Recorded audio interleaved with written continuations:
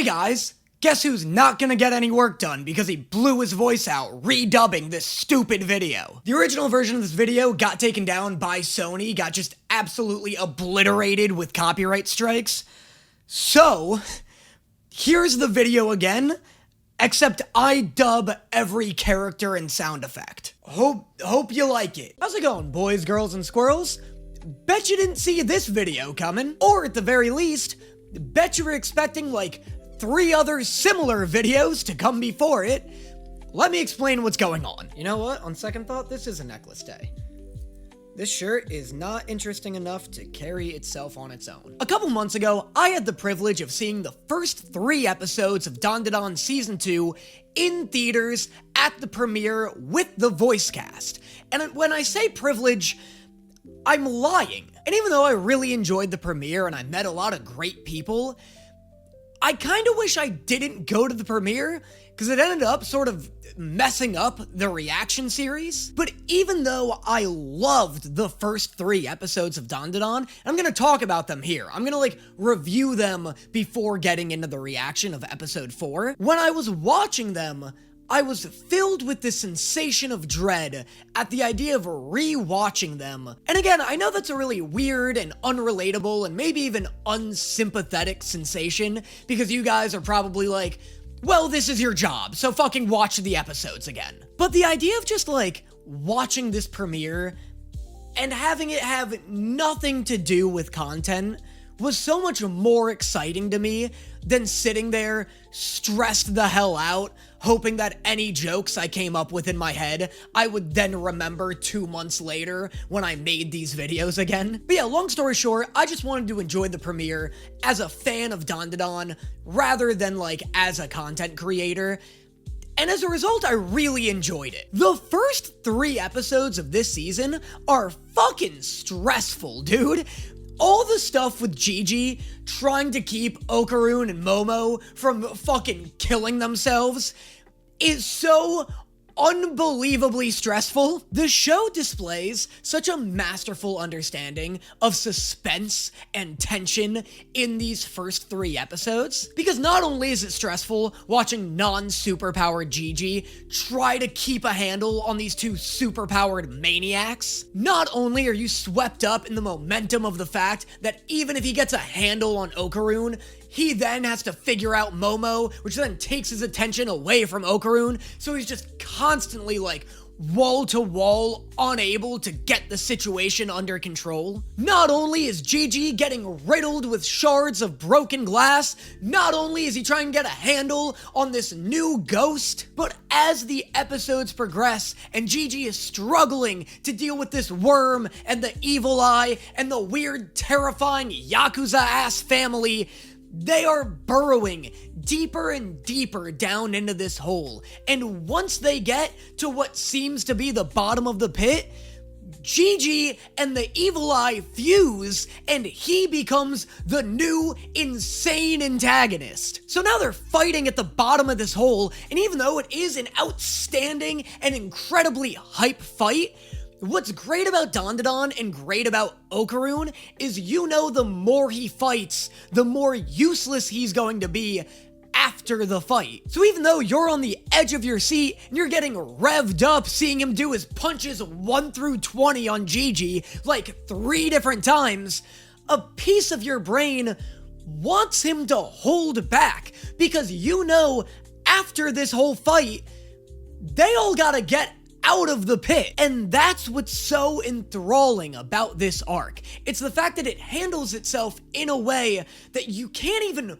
fully give yourself to being excited about the fight, because you're so stressed out about all of the fucking infrastructure of the whole getting destroyed as a result of it. It is an incredible display of momentum and pacing, the likes of which I haven't seen since the entertainment district of Demon Slayer. It's right when you think things are at their worst, the show proves you so wrong. On top of that, I also unfortunately went through kind of a character arc in regards to my opinions on Gigi off screen at the premiere. You guys saw, I assume you guys have seen the first 3 episodes of season 2 of DanDaDan.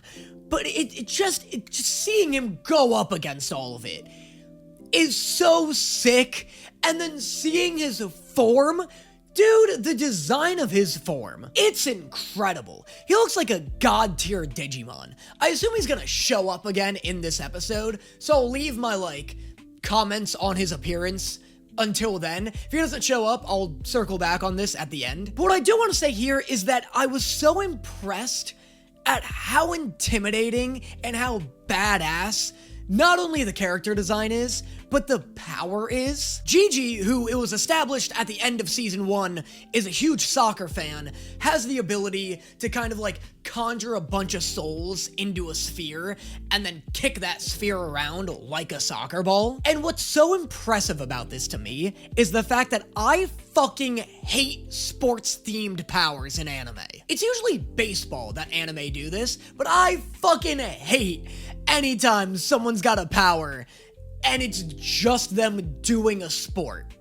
Doing a sport mid-fight is never going to be cool. Except here, I guess. I'm fine with you using a baseball bat as a weapon. I don't like you conjuring a ball made out of fire and then being like, batter up! It's just stupid. I don't like it. This power benefits, though, from two things. One, I'm a huge Blue Lock fan, and Blue Lock has the animation of, the sickest, most intense shonen fight anime you've ever seen, but you don't get the satisfaction of seeing any of the characters actually fight each other. Blue Lock's got some of the coolest character designs I've ever seen. The kicks all feel unbelievably powerful and hype, and even though you are satisfied with it being a soccer anime, a part of you does wish that Isagi would just fucking unload a kick into somebody's temple. And so it is really satisfying to see that style and that intensity of animation used in an anime where people will actually be kicking each other. And the second reason why I feel like it works here is because, yeah, obviously they're doing a soccer thing, but you feel like the soccer gimmick is less like them being oh, it's a soccer power, and more like his power is conjuring a ball, and kicking it is the most effective, precise, and powerful way of sending that at his enemies. You know what I mean? Anytime I've seen a baseball power in an anime, it just feels contrived. Just fucking throw it. I know hitting a ball is better than throwing a ball, but still, to me, this feels more natural. If you told me the soccer thing was just a coincidence and he was kicking the ball around because he's got, the legs of a fucking praying mantis. Praying mantises have long legs. I don't know why. A part of me felt like they do, but now I'm second-guessing that. But, if you told me he was doing it just because it works better with his physiology, I'd buy that. And, yeah, I'm gonna stop gushing about the show that I'm about to watch. But yeah, the first 3 episodes, what a fucking treat. I was bummed at the end of season 1 because I was like, man, this is underwhelming. What a nothing episode to end the season on. That is so mitigated by having the first 3 episodes of the next season be unreal good. But also, like I said, the last time I saw those episodes was 2 months ago. It was great being back in this world, great seeing these characters again.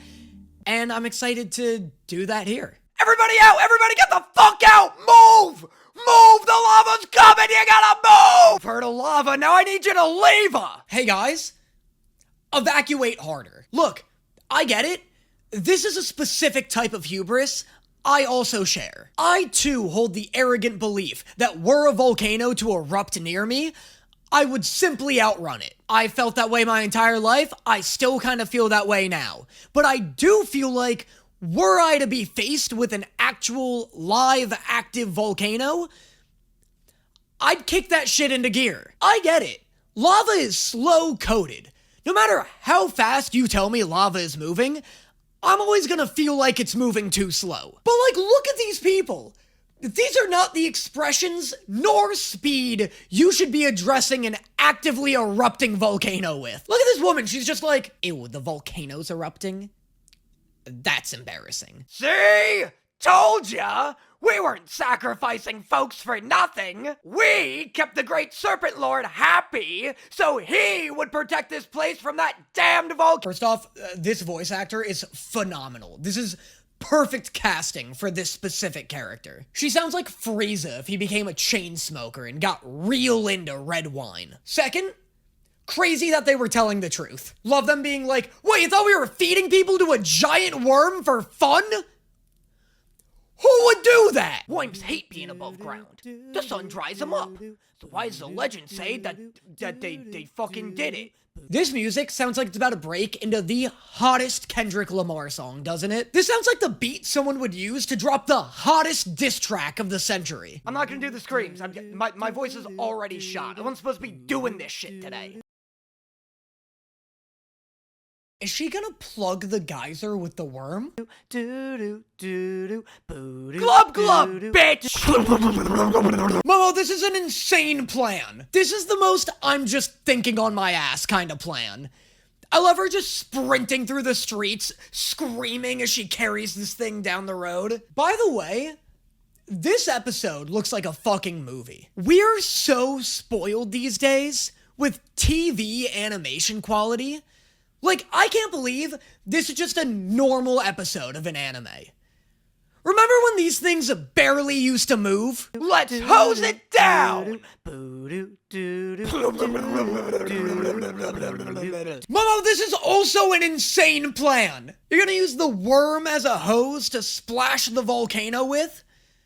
I feel like even Bugs Bunny would be like, yeah, I'm not sure that's how science works. There's still a ton of lava to deal with.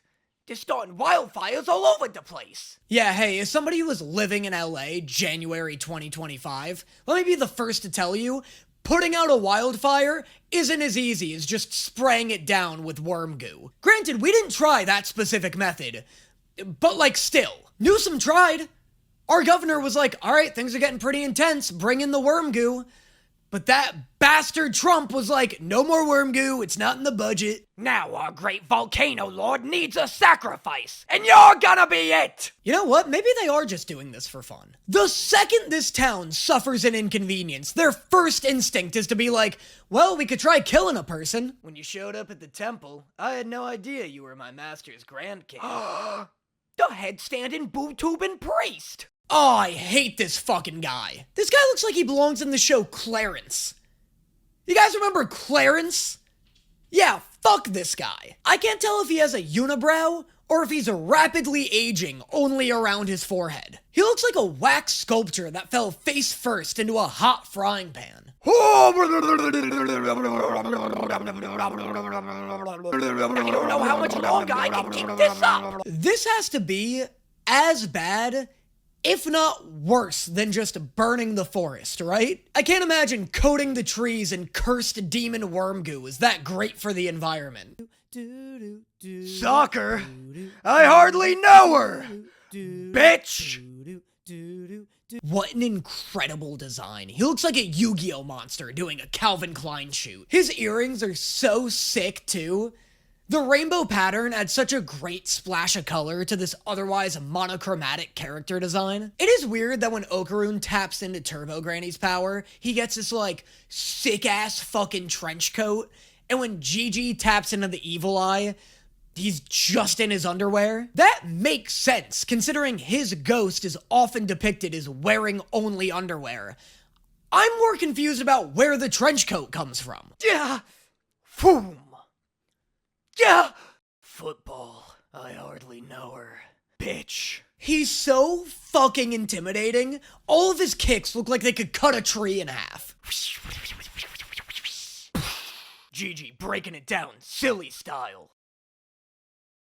Oh my god! Wow, I can't believe how accurate I was with the tree thing. But also, what a way to animate that kick. Like, yeah, he's literally kicking things in half so we see how powerful he is. But we also feel how powerful he is. Like that shot of his kick whistling through the air, the composition of his outlines barely keeping their structure, as if the sheer speed and force of his kick are gonna cause them to burst. The striking poses he makes just before delivering each kick, like there's so much work going into making this character feel lethal. Yeah.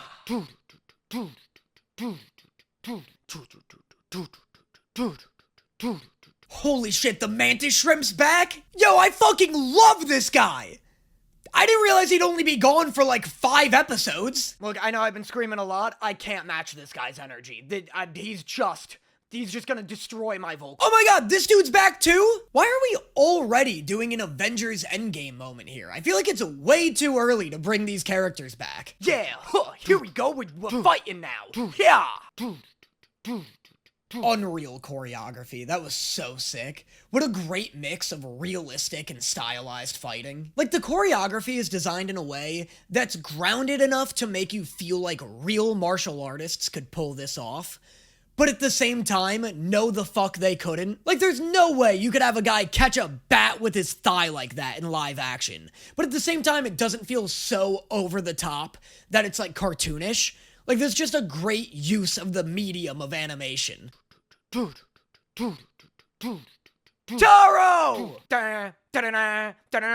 Oh, let's fucking go.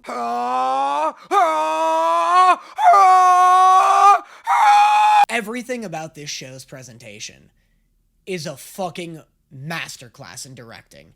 This director deserves any and all awards he could possibly be given. I don't want to keep having to do this. Everyone's screaming so much. Why, God, it's so good, dude. The animation's so good. This is such a fucking movie of a show. Yo, whatever happened to Creepy Nuts, huh? Bring those guys back. I fucking love Creepy Nuts. Talking about DanDaDan. Let's go, dude! This is the perfect way to use this character. Dude, I was so close to pausing the show and turning to the camera and being like, man, wouldn't it be cool if his pieces, like, wrapped around Gigi and trapped him? But then I was like, you know what? I guarantee DanDaDan is so cool and so smart. If I wait 10 seconds, that's exactly what'll happen. This is such an awesome plan. This is such a good use of this character. We should thank our crazy anatomical model, too. Thanks, Taro, for sealing up that half-naked jackass. I am not a storage container! You're an incredible storage container, though. I really think you found your calling. This, unironically, should be your full-time 9-to-5 gig for the rest of your life. This is such a good use of you. He's dead! Oh, God! Oh, no! It's not that I think he's dead. But boy oh boy, how is Okarun gonna get out of this one? I mean, it's a pit of lava, you know? It's a tough situation. I think I could outrun lava. I don't think I could swim in it. Genuinely, I have no idea what she says during this scene. I could turn on subtitles, but I won't. Yeah, I should have figured it'd be some type of bullshit. What'd he do? He made a big egg out of the sap he was stuck in? The room we were trapped in was completely covered in the deathworm slime. It kept the lava from getting to us. Yeah, isn't this the shit you coated the entire forest in? Sorry! I tripped, I didn't mean it! Dude, give her a smooch, you guys have earned it. Like, she thought you were dead, and you both openly love each other at this point. You might as well just be a public couple. Hugging sounds. Hugging sounds. Hugging, oh thank God, I'm done. Oh, this is sweet too, I like this. I'll accept this. And that was episode 4 and the finale of the Great Serpent arc of DanDaDan, season 2. Yeah, strong shit. Like, really good stuff. DanDaDan's so good. It just, like, I don't know if any episode has ever been a miss. The last episode of the first season's probably the worst episode.